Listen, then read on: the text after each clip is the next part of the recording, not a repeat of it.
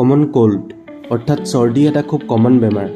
আমাৰ সকলোৰে কেতিয়াবা নহয় কেতিয়াবা চৰ্দি হৈছে। চৰ্দি লাগিলে আমাৰ নাকৰ পৰা পানী ওলাব ধৰে অৰ্থাৎ শেঙুন ওলাব ধৰে। কিন্তু কেতিয়াবা আপুনি এইটো জানিব চেষ্টা কৰিছেনে চৰ্দি লাগিলে আমাৰ নাকৰ পৰা শেঙুন কিয় ওলায়? আজিৰ এই ভিডিঅ'টোত আমি এইটো টপিকৰ ওপৰত কথা পাতিম। নমস্কাৰ, বিজ্ঞান চেনেলৰ প্ৰথমটো ভিডিঅ'লৈ আপোনাক স্বাগতম। আমাৰ নাকত এটা মিউকাছ মেমব্ৰেন থাকে যি মিউকাছ ৰিলিজ কৰে। মিউকাছটো হৈছে এটা খুব পাতল লিকুইড জাতীয় পদাৰ্থ।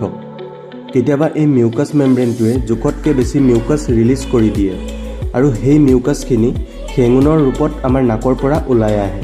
এতিয়া প্ৰশ্নটো হ'ল, আমাৰ নাকটোৱে মিউকাছ কিয় ৰিলিজ কৰে? ইয়াৰ ডাইৰেক্ট উত্তৰটো হ'ল প্ৰটেকশ্যনৰ কাৰণে। মিউকাছ এটা ডিফেন্স মেকানিজিম হয় আমাৰ শৰীৰটোৰ কাৰণে, অৰ্থাৎ বডিগাৰ্ডৰ নিচিনা কাম কৰে। এতিয়া আপুনি ভাবিছে চাগে মিউকাছে আমাক কেনেকৈ প্ৰটেকশ্যন দিব পাৰে। মিউকাছত মিউচিন থাকে, যাৰ জহত মিউকাছখিনি অলপ ষ্টিকি মানে আঠা টাইপৰ হৈ যায়, যাতে যেতিয়া আমি উশাহ লওঁ বতাহত থকা বিভিন্ন জাৰ্মছ আৰু ধূলি আমাৰ শৰীৰটোৰ ভিতৰত নাযায়, মিউকাছত লাগি ৰৈ যায়। কেতিয়াবা আপুনি দেখিছে চাগে বেছি জ্বলা খালেও নাকৰ পৰা পানী ওলাব ধৰে। কিন্তু কিয়? জলকীয়াত কিছুমান কেমিকেলছ থাকে। যেতিয়া আমি জ্বলা খাওঁ তেতিয়া আমাৰ মুখৰ পৰা এই কেমিকেলছবোৰ নাকলৈ গুচি যায়।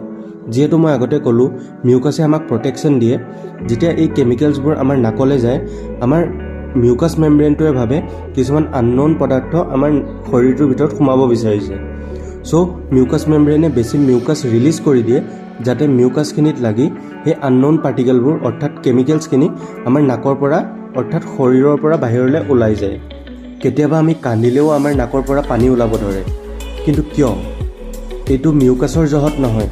আমাৰ চকুত এটা বহুত সৰু ফুটা আছে, যোনটো নেজেল চেম্বাৰ অৰ্থাৎ আমাৰ নাকৰ লগত কানেক্টেড আছে।